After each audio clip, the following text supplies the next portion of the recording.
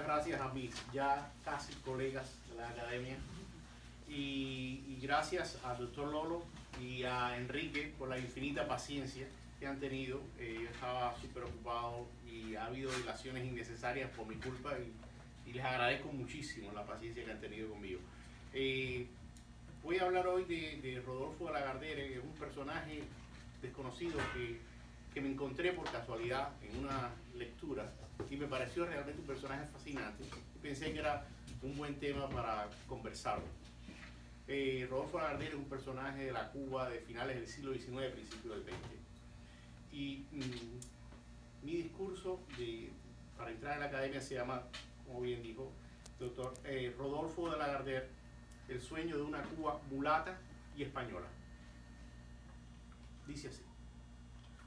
Se cuenta que Eugenio Surín, uno de los líderes del Partido Independiente de Color, en una ocasión, cito, se interrumpió en medio de uno de sus discursos incendiarios para decir que no podía continuar en el uso de la palabra porque el cuello de la camisa, por ser blanco, lo asfixiaba. La anécdota la cuentan sus enemigos, los periodistas Rafael Conte y José Capmany, en su libro Guerra de Razas, Negros contra Blancos en Cuba. Y cuentan también Conte y Capmany que el líder de los independientes de color, Evaristo Stenós, en un discurso en Guantánamo en los días que precedieron a la guerra de 1912, dijo que, y cito otra vez, después del triunfo del Partido Independiente de Color, los mulatos, que hasta el presente habían sido el producto del cruzamiento del blanco y la negra, nacerían de la unión del negro con la blanca. Fin de cita. Con esas citas los autores llevaban la intención de descalificar a Surín y a Stenós, sin preguntarse, por supuesto, por las razones de la asfixia, ni por el origen más común de los mulatos durante los 4 siglos precedentes, o la violencia y el abuso que ese origen supone. Sabemos, por supuesto, quién escribe la historia, y Stenós profesó una larga amistad con la derrota. Había estado preso durante la primera intervención americana, se había levantado en armas contra la reelección de Estrada Palma en 1906 y fue el líder de los independientes de color en la guerra de 1912, que terminaría con su muerte y la de miles de cubanos negros. Había sido, por tanto, testigo de excepción del cumplimiento de los 3 destinos infaustos que profetizaron quienes se oponían a la independencia y no solo ellos. Primero, el peligro de la dominación americana. Segundo, la supuesta incapacidad de los cubanos para el autogobierno. Y tercero, la amenaza de una guerra de razas en una Cuba independiente. Desde el Pacto del Zanjón hasta el Maine, esos 3 mitos malditos habían imantado el discurso de integristas y autonomistas. Uno de sus más curiosos expositores es hoy una figura olvidada, Rodolfo de la Gardère. Se le recuerda poco y cuando se lo menciona es usualmente para vituperarlo. La condena es expedita y las razones irrebatibles. La Gardère era un mulato, nacido en Barcelona, integrista a ultranza, católico ultramontano y enemigo de Darwin y del naturalismo, tanto en filosofía como en literatura. ¿Valdría acaso la pena detenerse en su figura? Y yo creo que sí, por supuesto, por eso estoy leyendo esto. Casi todo lo que sabemos de su biografía fue escrito por un adversario. Los detalles de su origen se pueden hallar en un libro implacable escrito por Martín Morúa Delgado y publicado aquí en Nueva York en 1882. 2 apuntes, biografía de 2 langostas que parecen hombres. Es un retrato mordaz y devastador, como el mismo título anuncia. Morúa acusa a la Gardère de ser un agente pagado por el gobierno español para promover la causa del integrismo entre la población negra de Cuba, de ser mal amigo, cobarde, informante de la policía, ladrón, ampuloso y ridículo. Sobre los rasgos de su carácter sería difícil pronunciarse sin pruebas. Su prosa, sin embargo, justifica a veces las acusaciones de ridiculez y ampulosidad. En su libro, Morúa explica que el abuelo de la Gardère, Pedro Blanco, era un traficante de esclavos catalán establecido en La Habana que por intereses comerciales se había casado con la hija de un rey africano al que le compraba usualmente los prisioneros que traía a América como esclavos. De esa unión, o sea, del esclavista y la princesa africana, nació Rosa, la madre de la Gardère. Educada en Francia, Rosa hablaba el español con dificultad Quizás el primer idioma de Lagardère haya sido el francés. En realidad, su verdadero nombre no era Rodolfo de Lagardère, sino Rodolfo Fernández Traba. Según Morúa, él y Lagardère habían sido amigos. En los años inmediatamente posteriores a la Guerra de los 10 años, bajo el seudónimo de El Mandinga, Lagardère se había convertido en un popular columnista, especialmente entre la población negra de la isla. En esa época, Morúa había sido uno de sus admiradores, y Lagardère lo había guiado y ayudado en sus primeros pasos por el mundillo literario de la Cuba de entreguerras. Según el libro de Morúa, en un debate periodístico, Lagardère le recordó esa admiración antigua y aquellos favores. Morúa acepta en su libro la exactitud de esos detalles, pero evidentemente el recordatorio no aminoró la enemistad que había entre ambos. Y sin embargo, no todo es integrismo y ampulosidad en Lagardère. En 1887 publica un folleto con el curioso título de La cuestión social de Cuba o Cuba no es Venecia. Sabemos que Cuba no es Venecia. Es una denuncia contra los autonomistas, contra la idea misma de la autonomía de Cuba.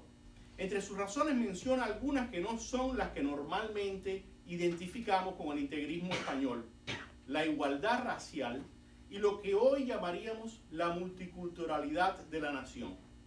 Para Lagardère, cuanta mayor autonomía tuviese la isla de Cuba, menos espacio y menos dignidad habría en ella para los cubanos negros. Dice Lagardère en este libro, Cuba no es Venecia: la autonomía jamás marchará hacia el magnífico ideal de la abolición de razas, la abolición de castas. Antes, al contrario, perpetuará la libertad mutilada, el derecho de libertad abolido por el derecho del color. En ese gobierno serían imposibles los procedimientos verdaderamente democráticos y los antiguos esclavos se convertirían en eternos menores.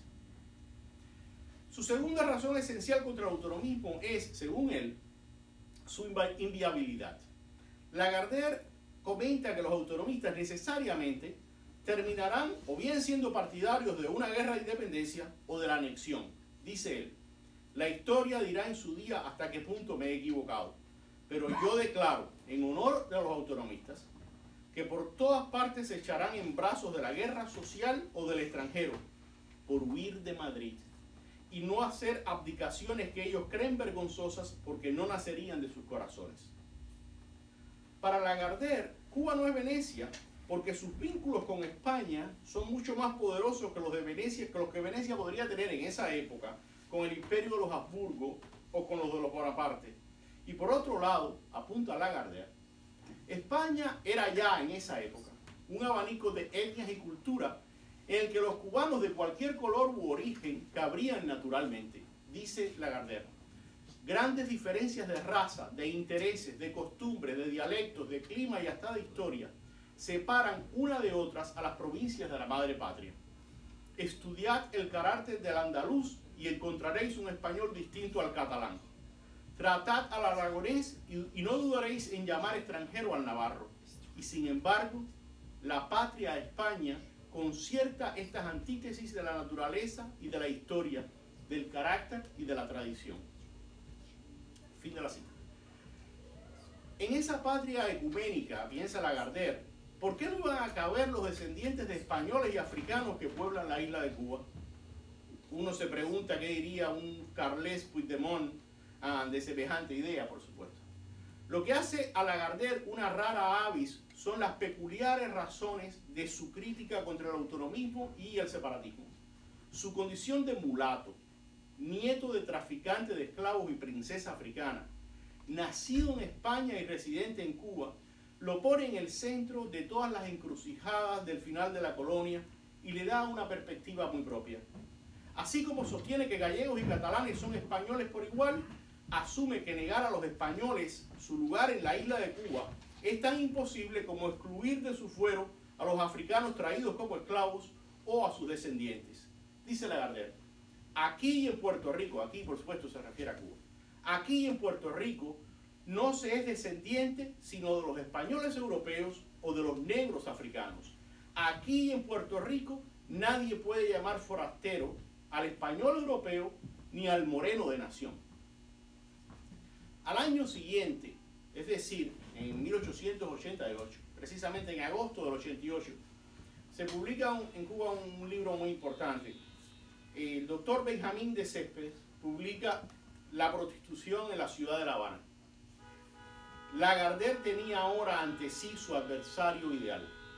De Céspedes, médico de familia acaudalada, había estudiado en Francia y en España, era separatista, profesaba un criollismo ingenuo y extremista, y en sus ratos libres era presidente de la Liga Anticlerical de la isla de Cuba. Fue colaborador de La Habana Elegante y otras revistas literarias habaneras. Predicaba también, como lo demuestra en su libro, el racismo más extremo y abominable que se puede hallar quizás en la historia impresa de Cuba. El libro de Céspedes fue prologado elogiosamente por Enrique José Varona. En ese prólogo, nuestro, pongo entre comillas, pero es verdad, nuestro insigne filósofo y pedagogo Varona se refiere a los cubanos de origen asiático como chinos decrépitos en el vicio y a los venidos de África como piaras de ganados negros. Vale la pena recordar que 7 años después de escribir estas palabras, Varona sucedería a José Martí como director del periódico Patria. Sin citar profusamente su libro, quiero decir el de Céspedes, es difícil hacerse una idea exacta de la intensidad de su racismo, ni aquilatar con justicia la crítica, que después veremos, que le hizo Lagardère. Por ejemplo, de Céspedes afirma: una fatalidad antiquísima, verdadera desgracia moral heredada, corroe la infeliz raza de color, explotada ayer como servil instrumento de trabajo y hoy como carne de lujuria. Pero esa raza impenitente, después de 10 años de redención, es hoy más esclava que nunca de su indolencia, sus vicios y depravaciones. Si al menos como el estiércol aislado, ella se destruyera sin contagios en su podredumbre, pero no, su contacto íntimo infusiona todo lo que toca. La raza de nuestras desgracias podrá servir de vehículo también de nuestras miserias. En el organismo linfático de la sociedad cubana, el acceso supurante de la prostitución radica en las costumbres de la raza de color. Las uniones carnales más peligrosas para la salud y la moral pública son las que se establecen entre individuos de diferentes razas y condiciones. Fin de cita. Es difícil leer estos calificativos: estiércol, podredumbre, contagio, infección, absceso, y no pensar en las expresiones del racismo genocida que hemos conocido en el siglo XX. Para Lagardère, de Céspedes es el ejemplo exacto de todos los males que él ha combatido. De Céspedes es anticlerical, darwiniano y separatista. Y para Lagardère los tres se complementan. El darwinismo supone la negación de Dios y el racismo. El rechazo a la Iglesia Católica lleva al rechazo de la herencia española, al separatismo. Para Lagardère, el resultado de esta mezcla será una Cuba independiente, irreligiosa y racista. En 1889, Lagardère responde a de Céspedes en un folleto de 50 páginas que titula Blancos y Negros, refutación al libro La prostitución en La Habana. Dice Lagardère: ¿qué cargos, qué serios cargos no podría hacer yo a la raza a la que no dudo pertenezca el doctor de Céspedes, empeñado en encerrar la personalidad del negro en el ataúd de plomo de las genealogías y del privilegio del color, y empeñado en desdeñar de la manera más injuriosa al tenido por él inferior a los brutos, a las aves y a los peces? No temerá el doctor de Céspedes el juicio, impregnado con lágrimas de los que mañana escriban y dirijan su ojo perscrutador sobre esa democracia criolla blanca sin igualdad, democracia que ha destinado a los negros como los caballos padres en las yeguadas, que ha relegado a ser menos comparsas, sin voz ni voto, y ha mantenido a los ayer esclavos en la más crasa ignorancia por medio de grandes cábalas políticas, de tremendos engaños y sofísticas mentiras. No temerán esos blancos que comulgan en los mismos altares que comulga el doctor de Céspedes. No temerán el fallo de la historia por haber perpetuado a los negros mucho tiempo y por razones de conveniencia en instituciones como la esclavitud, opuestas a su naturaleza y a su voluntad. Fin de la cita. Aunque la mayoría de las invectivas de Céspedes van contra la raza negra, su lista de excluibles y despreciables es mucho más larga. Su libro de 200 páginas es un concilio ecuménico de odios numerosos. Lagardère se concentra en la defensa de la raza negra al responderle, pero también responde a sus diatribas contra los chinos, las mujeres, los peninsulares y las prostitutas. Su breve libro es también un ajuste de cuentas con todo el racismo cubano del siglo XIX. Por ejemplo, de José Antonio Saco dice que, y cito, que murió de espanto, de miedo a los negros, los pobres negros. La base de su oposición al racismo darwinista de Céspedes es la doctrina cristiana y lo que él llama la unidad adámica. Para Lagardère, más allá incluso de la ética, el racismo es un sinsentido porque todos somos hijos de Adán. Dice Lagardère, Dios hizo que todo el humano linaje saliera de un solo hombre, dice citando a San Pablo. Y la prueba de ello es la muerte de Cristo por todos en el Calvario. Dice Lagardère, la inteligencia no es blanca, no es negra, ni tiene colores. Jesús murió por los americanos y los asiáticos, los africanos y los europeos. Murió por todos los hijos de Adán, por todos los hombres. Fin de la cita.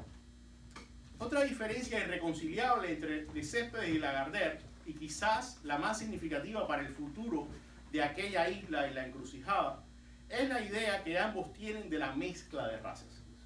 Para de Céspedes, y cito a de Céspedes, las uniones carnales más peligrosas para la salud y la moral pública son las que se establecen entre individuos de diferentes razas y condiciones. De esa mancomunidad viciosa de las razas brotará el tipo mestizo, la mulata. Para Lagardère, por el contrario, y cito a Lagardère, las razas más enérgicas que han aparecido sobre la Tierra han sido producidas por la mezcla de elementos opuestos. Por ejemplo, la mezcla del blanco con la mujer negra.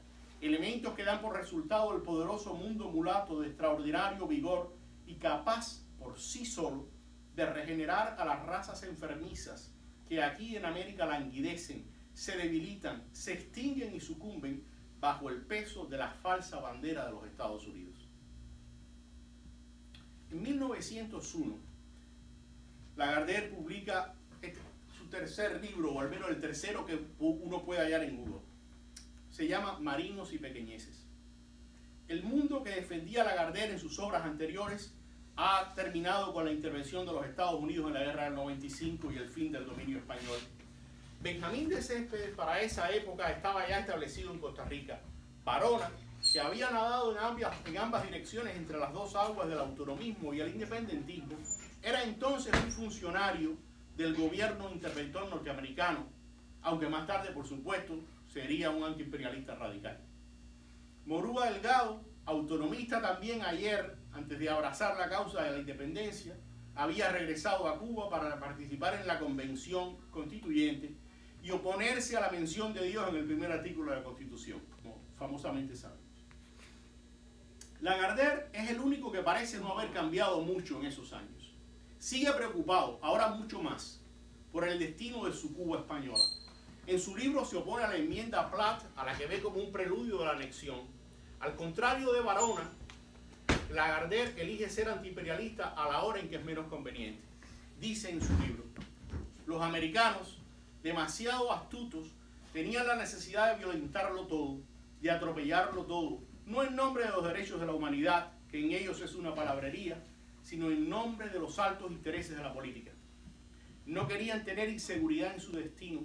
Desaparecida España de América, lo demás vendrá por añadidura, y ha venido por desgracia. Fin de la cita.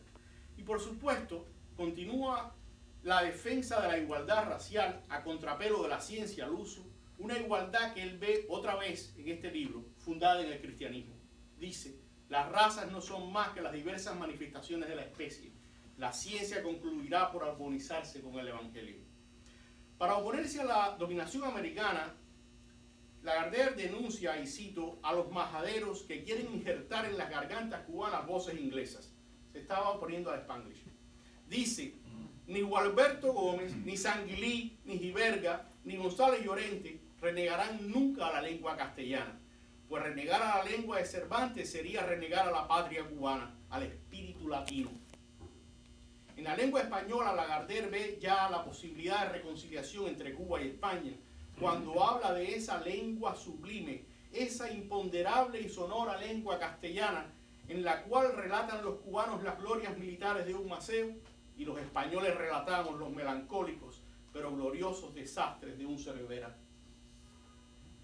Marinos y Pequeñeces es, sobre todo, un lamento por la derrota de España ante Estados Unidos y el fin del Imperio Español, que para Lagardère significó el fin de su mundo personal. Si denuncia a los americanos por la intervención y a los cubanos por adoptar el Spanglish, también denuncia a los peninsulares o a cierta tendencia dentro de la sociedad española por haber provocado la catástrofe. El tono es melancólico, quijotesco y reaccionario, todo a la vez y todo en extremo. Dice: los caballeros católicos del siglo XVI hicieron de España la reina de las naciones. ¿Qué han hecho de España los partidarios del himno de riego y de la electricidad? ¿Qué han hecho de España los utopistas que hacen novelas en el orden especulativo y tienen poder bastante para fascinar a las muchedumbres? Que respondan esas dos vergüenzas. Cavite primero, Santiago de Cuba después. Que respondan nuestras escuadras sumergidas en el fondo del océano, nuestros soldados evacuando de La Habana. Su conclusión es filosófica, pero igualmente desoladora.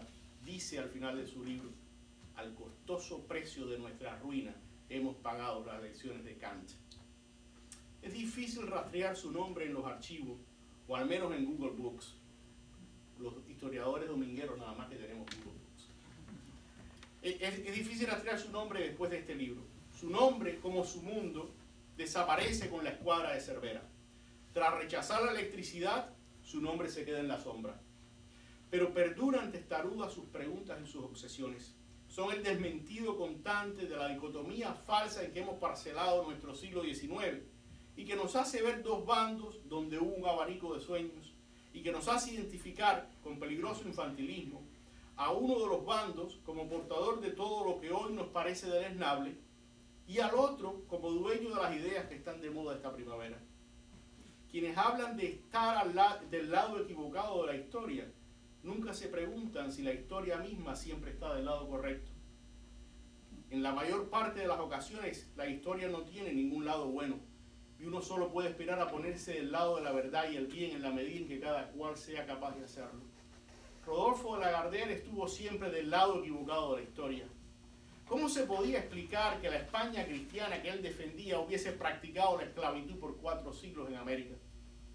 ¿No negaba ese simple dato todas sus tesis? Y sin embargo, en su defensa de la raza negra y de la igualdad de todas las razas, y en los peligros que anunció para el futuro de la isla, y en su denuncia del racismo que muchos separatistas profesaban, fue más lúcido que sus críticos. Ninguno de ellos fue más implacable que Martín Morúa Delgado. Sería Morúa Delgado, sin duda para escándalo de Lagardère, quien se opondría a la mención de Dios en la Constituyente, que sesionaba en el Teatro Martí en La Habana en los mismos días en que Lagardère escribía en su casa, también en La Habana, y por cuenta propia, Marinos y Pequeñeces.